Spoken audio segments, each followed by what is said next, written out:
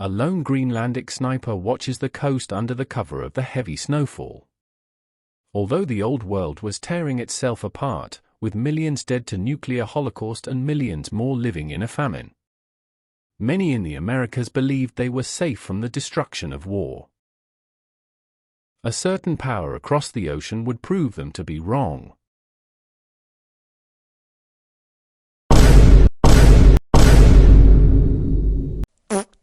The Baltic theatre of the Third World War was notoriously one of the most brutal ones. The Norwegian armies faced off against the Russian giant, with the front going back and forth. Some of the bloodiest moments of the war happened here, like Operation Thorncloud, the invasion of Gotland, and Operation Defiance, the landings at Courland. Fighting a war this scale wasn't without a cost. The Norwegian oil supply was near completely drained. As this would spell defeat for the Norwegian forces, they came up with one solution.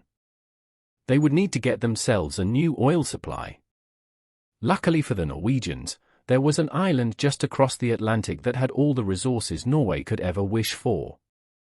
This island was known as Greenland. The Union of Greenland, ever since its formation, was a unique nation in the Americas. Where most countries formed as a breakaway state from the previous colonial governments, the Union of Greenland was simply the continuation of the colonial government, just without a colonizer.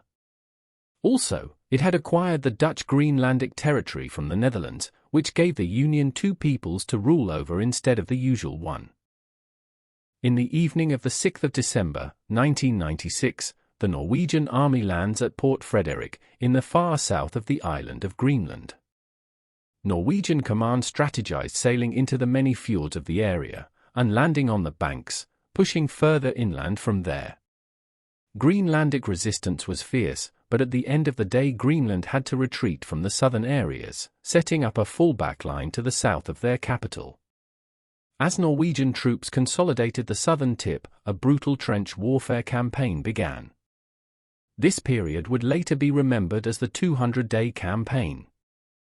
In order to break through, Norway would use artillery and bomber planes to tear Greenland to shreds. The Greenlandic capital was completely destroyed, as the government fled to Baffin Island, from which they would continue their war effort. Norway would continuously throw men at the front, hoping to quickly knock Greenland out and refocus on the Baltic theatre.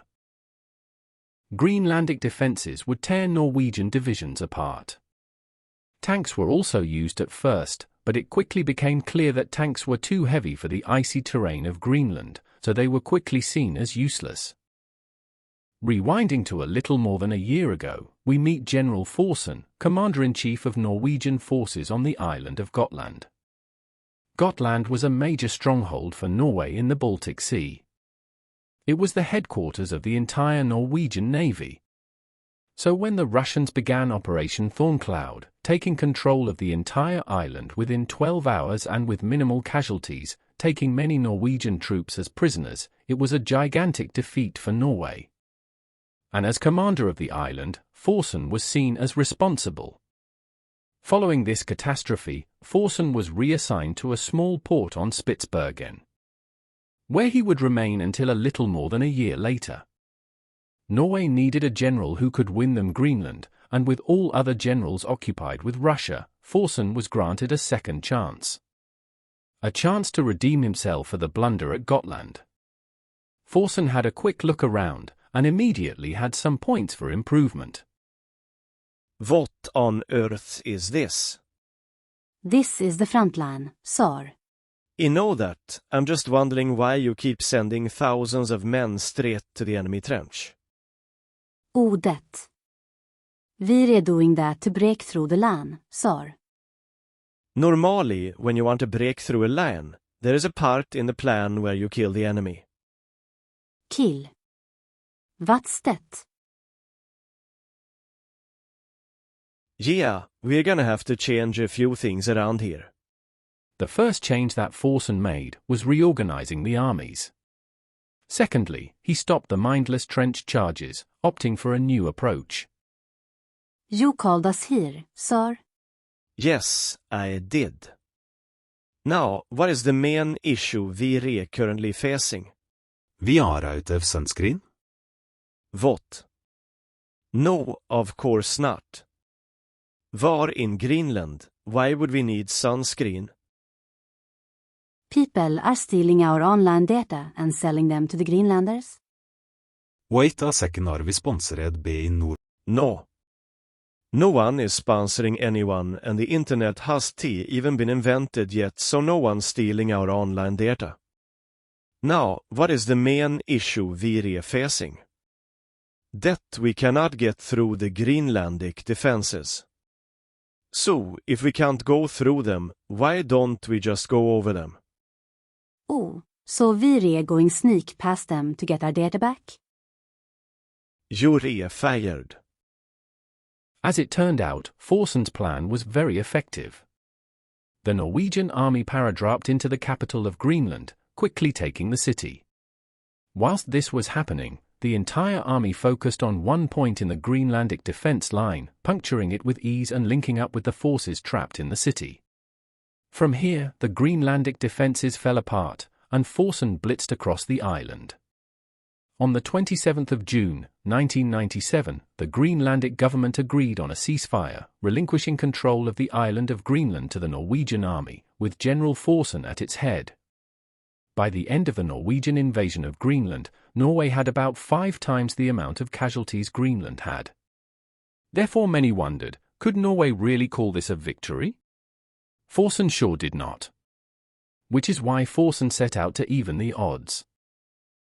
The Norwegian occupation of Greenland became notoriously brutal.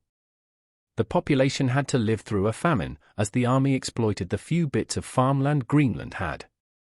Those who tried to flee the island were killed or taken back to Norway to be used as slave labor. In particular, the state of New Friesland suffered under brutal oppression, due to the state's Dutch history and Norwegian history with the Netherlands.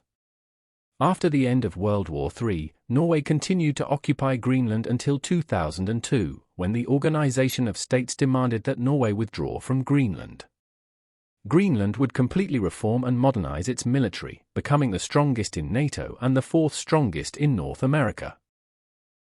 Although Norway originally agreed to compensate Greenland after the war, as part of the ceasefire agreement, Norway never gave any compensation and even continued to deny their crimes they did during the Greenlandic occupation until the Treaty of Stockholm, when Norway left World War IV.